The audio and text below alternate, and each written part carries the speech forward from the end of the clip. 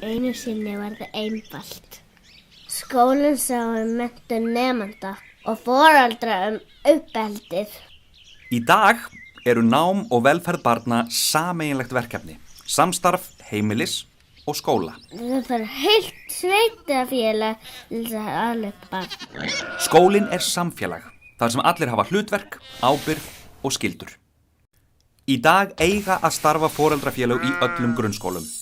Foreldrafélagið kýs fulltrúa í skólaráð sem samráðsvettvangur skólahaldið.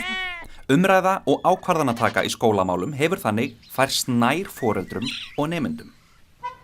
Skólinn er fyrst og fremst fyrir nemendur og skólastarfið miðar að því að tryggja velferð þeirra. Foreldrar geta hagsmuna barna sína og eru sjálfkrafa í foreldrafélaginu.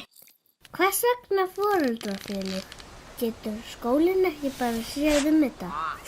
Sko, jákvætt viðhorf foreldra til skólans og námsins stuðlar að betri líðan, auknu öryggi og betri námsárangri. Samhentur foreldrahópur er góð forvörn gegn einelti. Skólar eiga hins vegar að eiga frumkvæði að góðu samstarfi við alla foreldra.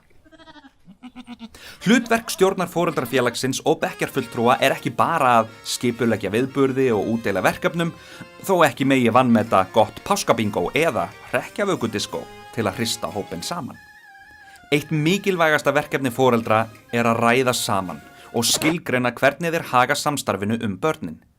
Og þar sem foreldrarnir eiga ekki leið í skólan daglega er mikilvægt að þeir fái tækifæri til að hittast og spjalla og líka til að kynnast starfinu í skólanum. Haustfundur foreldra og umsjónarkennara er kjörinn vettvangur til að ræða samstarfið nemendur, upplýsingagjöf og samskipt. Foreldrar ættu einnig að ræða sín á milli uppeldisleg gildi, svo sem svefntíma, útivistartíma og tölvunótkun, afmælisveislur og önnur sameiginleg málefni. Foreldrasáttmáli heimilis og skóla hentar einstaklega vel. Í skólum eru ýmsar hefðir og gott er að foreldrar, nemendur og starfsfólk hafi skýr hlutverk í árlegum viðburðum. Foreldrafélagið á að setja sér starfsreglur, til dæmis hvernig stjórn og fulltrúar foreldra í skólaráð eru kosin. Mikilvægt er að kjósa líka varamenn og tryggja gott samstarf og upplýsingaflæði milli stjórnar og skólaráðsfulltrúa. Góð regla er að halda aðalfund að vori, útbúa starfsáætlun og hóa saman bekkjarfulltrúum að hausti til að ræða verkefnin framundan og ákveða hver gerir hvað. Stjórn foreldrafélags ætti að hitta stjórn nemendafélagsins til að kynnast helstu hagsmunamálum þeirra.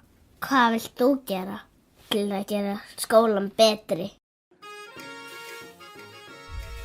Vertu með.